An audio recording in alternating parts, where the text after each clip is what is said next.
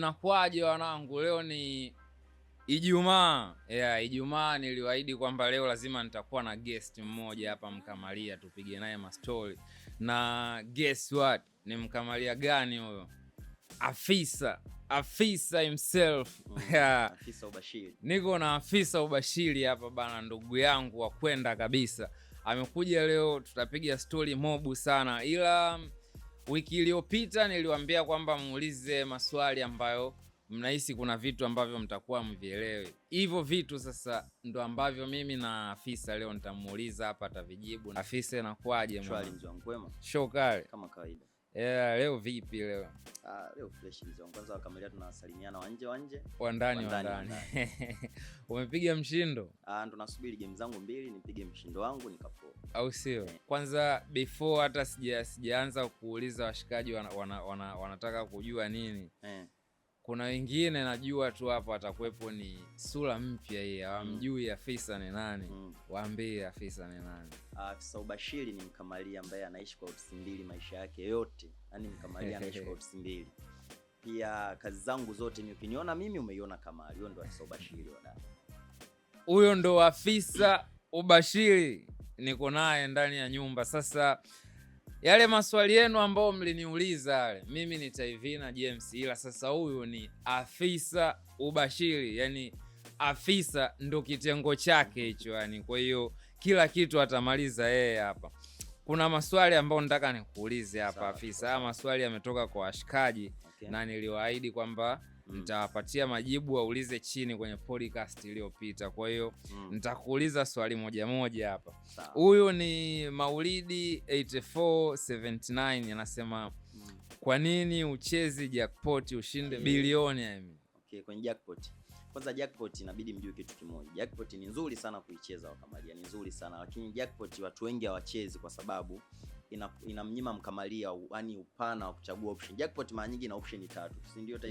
Ina shinde home, draw away. Sasa kwa sisi wa Kamalia tunahitaji option nyingi zaidi. Jackpot watu wengi tungeicheza ingekuwa na option nyingi, kwa na zile special option tunaitaga. Special option. So hiyo sababu ndio inapelekea wa Kamalia wengi wasicheze. Pia ni nzuri, lakini mwenyewe najaribu kucheza siku moja ni nzuri. Kwanza ina hela, inatamanisha sana. Just imagine kwa buku unapiga mshindo wa milioni 200 ambayo ukigusa tu Mkamalia umetoboa. Ila inachokosa ni kitu kimoja, haina upana mwingi wa option. Wenyewe wamedeal na option 3 tu, ashinde home, draw or away. Kwa kujazilizia hapo jackpot, mimi jackpot naonaga kama ni anyway, nisitumie hii kauli niseme jackpot naonaga kama ni mchezo fulani hivi ambao kama wewe ukishinda jackpot, ukitaka ugundue kwamba jackpot awali hasara, yani zile kwa mfano si kama ulivyosema wana option 3, mara nyingi zile option na odds ukizifuatilia teams zinakuwaga ni odds 2, odds 2, 3, 2, 2, 3 au 2, 2, 3, 2, 3, 3. Yani amnaga ile ya kusema kwamba odds 1.3 unajua kabisa timu hii wote watafuata hapa. Sasa ukitaka ugundue kwamba jackpot, let's say wanakuambia ucheze jackpot kwa 2,000 au 3,000. Zile game ambazo wameziweka wao za jackpot, chukua zile games zote, yani kwa mfano kwamba ulikuwa unataka ucheze game 17 za jackpot, chukua zile option zile zote zile, alafu angalia itakuja odds ngapi. Zinakuja mpaka odds karibia 20,000 ambazo ukitia kwenye buku 20,000, 15,000, wakati ukitia kwenye buku unapata ile hela ambayo ni paid out ya jackpot. Tena possibility kwenye kawaida huko tofauti na jackpot, huko unaweza ukacash out. So for me ambao waliulizia kwa nini sicheze jackpot, hiyo ndo sababu. Huu ni hapa na pale tu, afu sisi wenyewe Kamalia tunaelewa. Afisa mwenyewe anakuambia jackpot anacheza mara chache. Maana inawezekana jackpot wanakupa option 3. Sisi tumezoea Kamalia sugu. Tupeni option wazee wa jackpot. Tupeni ma option, tupeni makona, tupeni makali. Wekeni option moja. Muone kama hatuchezi, tunaruka nayo vile. Huyu anaitwa Boniface Matiku anasema unashaurije watu wanaoweka anda kwenye beti? Kwanza jina tu inaonyesha wewe Mkamalia. Bwana Boniface, kuhusu anda, unajua kabisa wawekezaji wanaingia uwanjani kutafuta magoli. Unawapaje anda? Kitu cha kwanza uzoe inaweza kutokea, lakini wachezaji wanaingia uwanjani kwa lengo la kupata magoli, ushindi. Ma striker wanaingia kwa ajili ya kufunga. So ni si option nzuri sana, sishauri watu wengi kutumia, lakini the main reason inayofanya mimi nisiweke under kwenye mikeka yangu, kwa sababu najua kila timu inaingia uwanjani kutafuta ushindi. Ndio sababu inayofanya. Sasa kwa nini wazuie, yani kwa nini washike wachezaji miguu wasifunge? Yani kwa nini wakati wameingia uwanjani kutafuta magoli? The best option kwangu si under, ni option zingine za over na nyingine, lakini under hapana, kwa sababu wachezaji wanaingia uwanjani kutafuta ushindi, sio kukaa kuangaliana. For sure. Na mimi nishaisemaga hiyo option ya under ni hatari, kwa sababu wewe unaenda kuwa against na mashabiki wote uwanjani. Kwa mfano nikupe mfano mdogo, ukiingia ligi ya Japani, timu fulani hizi za kina Naganaga mwishoni zinaishia. Ukiangalia head to head zao huoni chini ya goli 7. Yaani ndio maana sometimes hadi makampuni ya betting hawaziweki kabisa. Wanajua kabisa hawa washikaji wanakiwasha kwenye magoli, kwa sababu wanaingia uwanjani kutafuta magoli. Yaani kuweka under ni option fulani, yani ambayo inaweka stake yako kwenye kuliwa. So under sio best option kabisa kwa mkamalia.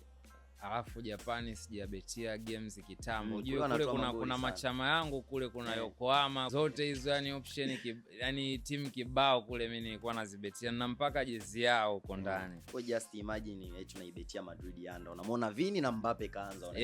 Kama leo unajitakia nini? Au unacheza under kwa kina Olise. Unataka nini? Wazee wanapiga kevu mpaka unashangaa. Olise vipi huyo? So under si best option. Huyu anaitwa John Mongela. John Mongela anataka kujua kuhusu in-play. By the way, mimi sijawahi kumuona afisa akicheza sana in-play. Ngoja nimuulize leo. In-play vipi mzee wangu? Unachezaga in-play? In-play kwa upande wangu sipendelei kucheza kwa sababu mbalimbali. Kwa sababu ngoja kwanza nikupe sababu kwa nini nacheza vingine in-play sichezi. Mimi napenda kabla sijaweka mkika wangu. Nataka kabisa nikione kikosi, achana kabisa kosi kimeshaingia uwanjani. Kikosi yani nakiona pale kwenye level score au super score au nini kabisa, najua yani naweka mkeka wangu kabla.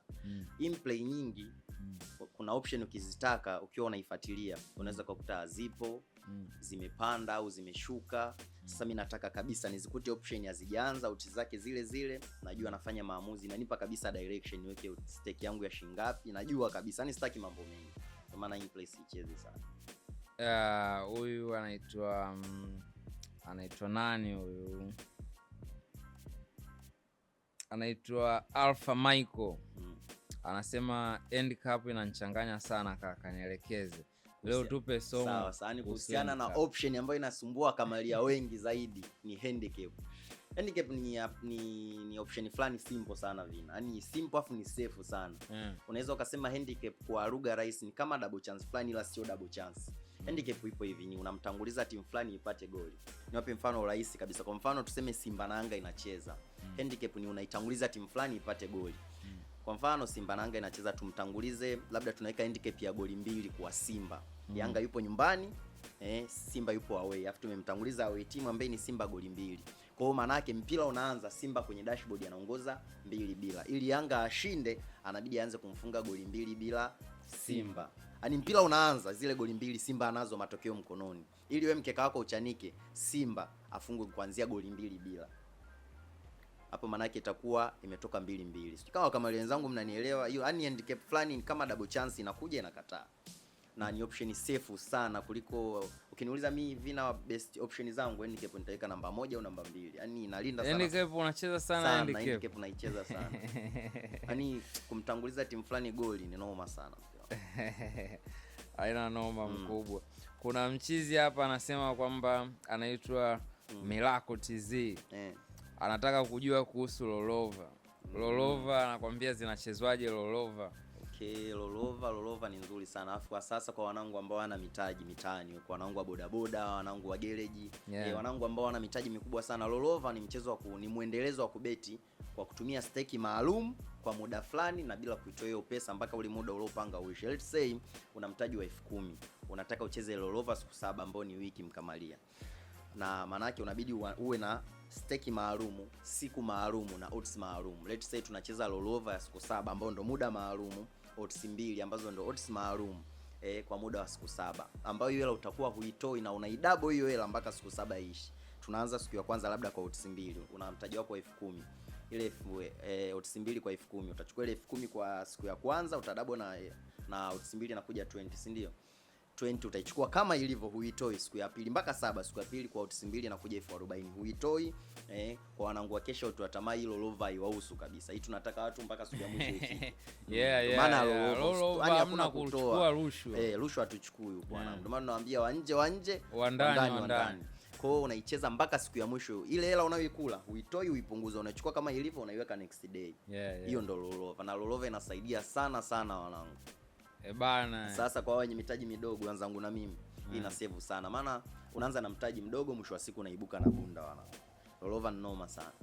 Huyu anaongea ni afisa. Yaani nikisema afisa ni afisa ubashiri, mtu mwenye nyota zake begani kwa sababu ya kamari tu. Kwa hiyo akiongea msikilizeni kwa makini sana. Mimi mwenyewe madini mengi sana afisa amekuwa akinipa. Many times huwa anamuita, anakuja maskani, ananipa madini kibao sana beti. Afu kitu kingine watu ambacho hawajui kuhusu lolova. Lolova unaweza ukacheza. Yaani lolova haitaki, unaweza ukacheza hata wewe mwenyewe, ila haitaki mauts mengi sana. Yenyewe tuna mara nyingi lolova mtu yote unaomuona anacheza, yeye anacheza na odi azizidi 3, 150 na kitu, moja ngapi, yani haitaki tamaa.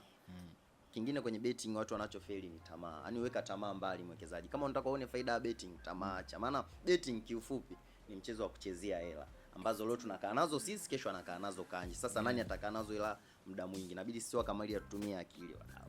Hela nyingi mara nyingi tukae nayo sisi. Huo ndio mchezo wa kuchezea pesa, mchezo hatari wadau. Kama upo nje usiingie ndani. Na kama upo ndani hamna kutoka.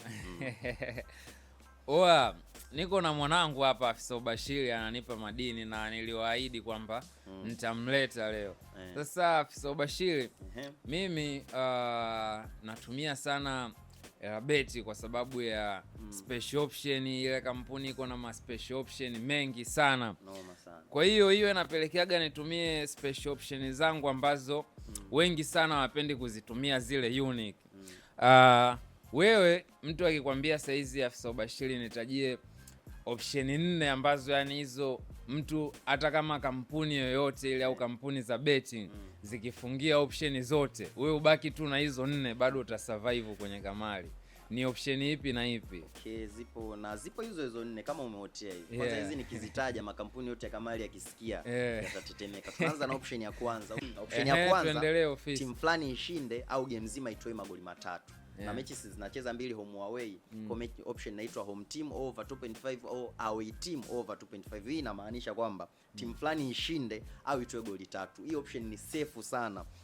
Timu nyingi siku hizi kubwa zinazingua, of course Liverpool anazingua, ukija Madrid sometimes anazingua. Kwa unakuta umempa Madrid ashinde, hashindi, mara wanatoka 2-2. Kwa option yetu sile ashinde au goli 3 itoe, inakuwa safe sana mkamalia. Timu kubwa sana siku hizi zinazingua. Ya kwanza hiyo kamalia. Tunakuja option ya pili inaitwa win to nil. Yaani kufunga bila kuruhusu goli. Win to nil ni best of the best option wa kamalia. Chukua peni na karatasi. Ni best of the best option. Win to nil kwamba timu fulani ishinde bila kuruhusu goli. Sasa wewe unachagua ndio au hapana. Let's say Simba na Yanga wanacheza kama kawaida. Mimi nataka naamini Yanga anashinda kwenye bashiri zangu, ni mfano lakini. Sasa Simba na Yanga anacheza. Mimi naamini Yanga anashinda. Nitaweka na aliyopo home labda ni Simba. Mimi naamini Yanga anashinda yupo genini. Nitaweka option home team win to nil, nitaweka no kwamba kama Simba anashinda basi na Yanga apate goli. Manake ameruhusu goli. Kama basi Yanga anashinda ashinde fresh. Yaani Simba asishinde bila Yanga kuruhusu goli. Naipata hiyo best of the best option. Tunakuja option ya 3, nitarudi kwenye kona. Kona watu wengi wanaona option fulani inazingua, lakini unabidi ufanye uchambuzi makini, uangalie timu gani wa kamalia zinatoa sana kona. Kuna kina Galatasaray, kuna PSG, kuna Man U, timu fulani ambazo vikosi vyao vinashambulia sana. Hapo tutarudi kwenye kona tutarudi na utatupa ligi na timu. Tumalizie kwanza option hapo tunapataka. Okay. Tunakuja option ya mwisho na pia ni the best kwangu. Tunakuja option ya over. Napenda sana kubetia over. Sometimes unabetia over inatoka over ya Mbosso tu, watu watoi magoli wanazuula uwanjani, lakini over ya magoli kwangu ni the best sana. Inategemeana na timu gani inaibetia. So hizo kwangu ni best option. Sawa. Afisa katutajia option zake 4, yani option za pesa hizo. Sasa mwanangu tunataka ututajie hizo timu ambazo zinatoa sana kona, kwa sababu mimi niko na wanangu ni watu wa research. Yani kila unachoongea wanaenda kukiplug. So nataka umesema unapenda sana kuchezea over. Tunataka utuambie ligi gani ambazo zinatoa sana over, lakini tunataka tujue timu ambazo zinatoa sana kona. Sawa, kama kawaida wanangu, vuta peni na karatasi, sikia hivi. Tukianza na timu hizi zinazotoa sana kona, unabidi uangalie zile timu zinazoshambulia sana, zinapeleka mashambulizi. Na kona zitatoka vizuri endapo timu kubwa ianze kufungwa. Yaani hapo kuhusu kona utaenjoy sana mkamalie. Timu ya kwanza kabisa ambayo naiaminia kwa kona kuna Paris Saint-Germain, PSG. Hao wanatoa sana kona mdao. Tutakuja pale EPL kuna Man U, kuna Liverpool. Timu fulani zinatoa sana kona. Tutaenda kule Uturuki tunakutana Galatasaray, pia ni mzuri sana kwa kona. Okay. Pia tunakutana na kuna hii derby pia inatoa sana kona. Kutana sana Madrid na Barcelona. Wanatoa sana kona. Wanatoa sana kona kwa sababu timu zote zinapeleka mashambulizi. Kitu kingine wakamalia, epuka sana kuweka kona pale ambapo timu kubwa. Nitawapa siku nyingine ufafanuzi vizuri, lakini nawapa kwa juu. Tuogopa sana kubetia kona ambapo timu kubwa ipo nyumbani afu ina uhakika wa kushinda, inacheza na timu ndogo. Let's say Sunderland anacheza na Arsenal. Afu Arsenal ipo nyumbani.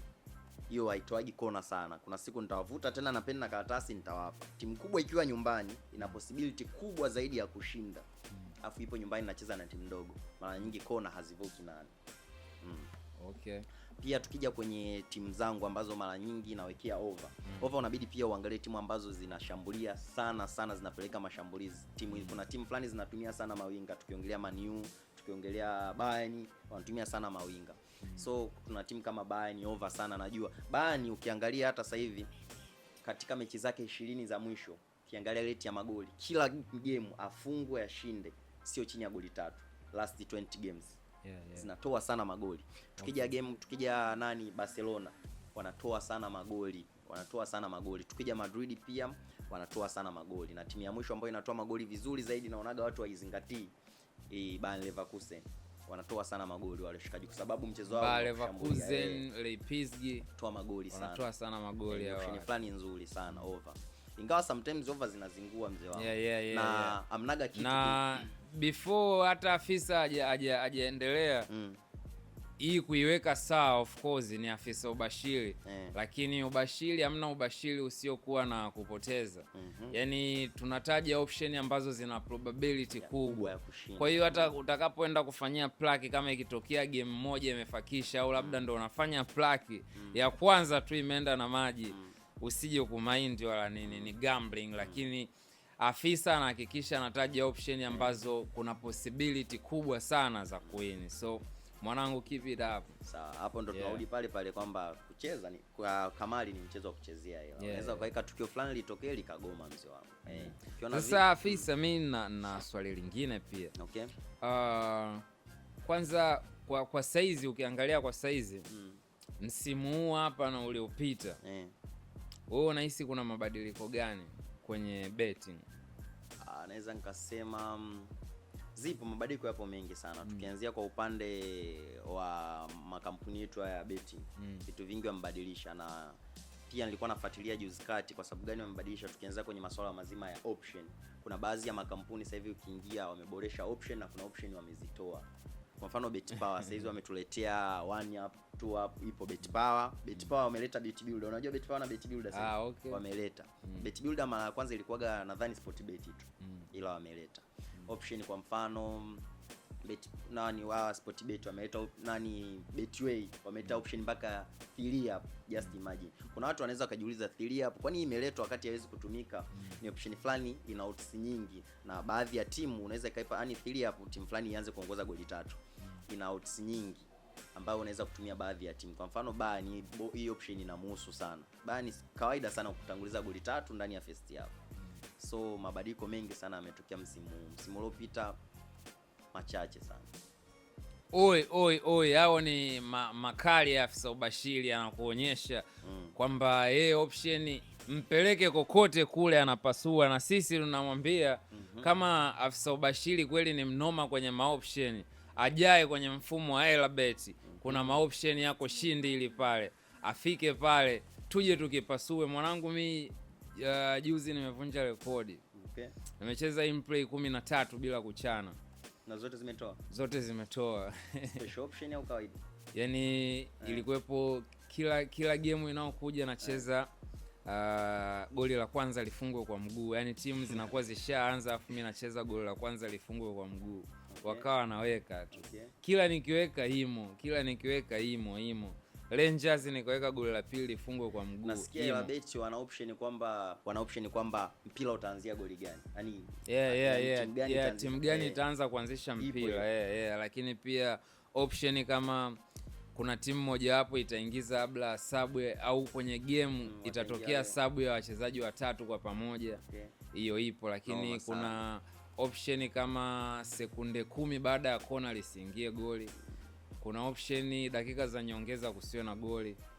So option ni shindi ile, na kwa kuwa wewe ni afisa ubashiri tunakusubiri siku mlize la beti.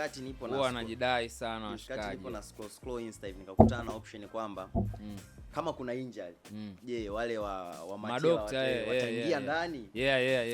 Kuna ile ya kuingia madokta waingie uwanjani kumcheki mchezaji, alafu kuna ile ya mchezaji atatoka kwa machela.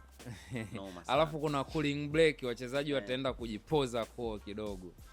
Sasa hizo zote special option, na kama unataka nikupeleke kwenye hilo chimbo ambalo tunachezaga ma option, kuna namba na kuwekea hapo chini. Hiyo namba hiyo nenda kaandike betting kwenye hiyo namba WhatsApp.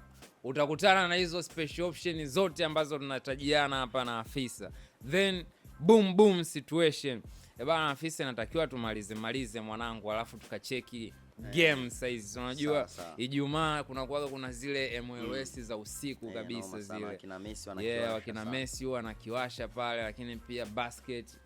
Pia kuna high school, unachezaga high school mara moja sana. Ndakufundisha kucheza high school, ni noma, yani zile ni hela zile ndo zilinuaga nani chuma ya Godidi.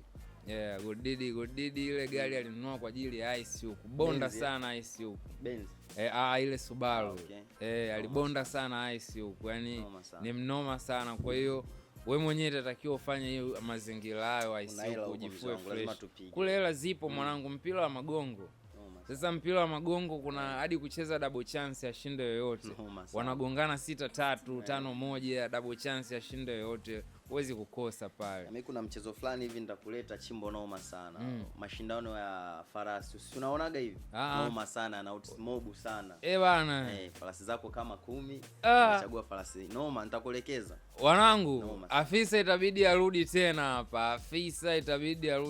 Naona ana vitu vingi sana anataka kutuelekeza. No way afisa, itabidi urudi kutuelekeza hiyo siku, yani kwa ajili ya huo mchezo tu. Yani tuwaelekeze wana kuhusu huo mchezo wa mafarasi. Mimi niwaelekeze kuhusu ICU. Lengo ni washikaji wapige mchuzi. Yani hiyo ndo target. Kwa kumalizia kabisa, inatakiwa kwanza washikaji wajue wakikutaka wewe wanakupata vipi. Ukitaka kumpata afisa ubashiri wadau, very simple. Unapatikana mara nyingi Instagram na TikTok, jina langu kama ninavyojielekeza, afisa ubashiri wadau. Pia kuna kitu kimoja nataka ni share na nyinyi wanangu wa Kamali ambacho mnabidi mkijue sana. Ukija huko kwenye swala letu la betting la Kamali, linahitaji mambo mawili makubwa. Jambo la kwanza linahitaji uweke tamaa pembeni. Yaani usitake kupata hela nyingi kwa mara moja afu kwa hela yako ndogo. Hapo ndo itakuja kuona betting haifai. Betting is not for the weak wadau. Inabidi uwe na consistency. Acha tamaa, kitu cha kwanza wawekezaji. Usimuona kama sisi, usione akina afisa wana magari wana nini, no. Tuweka tamaa pembeni wadau. Afu kingine nakwambia Mungu anaona unachofanya. Jambo la pili wadau, hapo kwenye Kamali, huo mtaji wako mdogo ulionao, hakikisha hela yako ya muhimu wadau, fanyie jambo lako la muhimu. Kila siku naliaga na wanachuo vina. Hela ya ada mdau haibetiwi. Nenda kalipe kwanza ada. Milo jambo limenikuta mara 4 mara 5 wadau. Hela yako ya muhimu kafanyie jambo lako la muhimu. Huku usije wadau, wanje kwa ndani wa ndani. Huyo ni afisa ubashiri. Nenda IG pale, andika afisa ubashiri. Utalipata bara lake. Wanangu mimi mnanijua, mtu mpaka afike Betting Brain apewe invitation ya kudrop Betting Brain, akaja kuleta madini. Huyo nimempitisha, ni mbaya. Yani afisa mimi ndo nilimtafutaga, sasa kama mjui, before hata saizi nilimtafutaga afisa mara ya kwanza tu. Mimi naona mkeka wake hivi wa Sportbet, nikasema hii kodi ngoja niicheki. Kuicheki Oi muuni kanyonga hizo option. By the way lile treni lilikuwepo ni Loudz 92. Nili stake mchuzi wangu pale. Ile treni lilikuja lilichana game ya mwisho kabisa. Mimi nilikuja nili withdraw wakati imeshatembea almost odds 70-82. Na nakumbuka washikaji wengi sana tulikesha out. Siku ile ulitulea mwanangu, ukiondoka hapa uniambie nilipe sadaka. Na kitu kimoja ambacho hujui kuhusu ile SGR pale nilipokuwa nakaa zamani, hadi mwenye nyumba yangu aliliweka. Nashangaa tu siku narudi nyumbani anambia mwanangu miezi 2 kaa bure. Wanangu mimi nisiongee sana ikaonekana na mpamba muuni. Nendeni IG pale atawaelekeza chimbo lake, anaweka wapi slipu zake. Muende mkachukue alafiki wake. Wiki ijayo ndo noma. Hii ni Betiology, mimi ni Taivina, niko na mwanangu Afisa Ubashiri. Tukutane next Friday kwenye Betiology na hii ni Betting Brain. Oi, boom boom situation.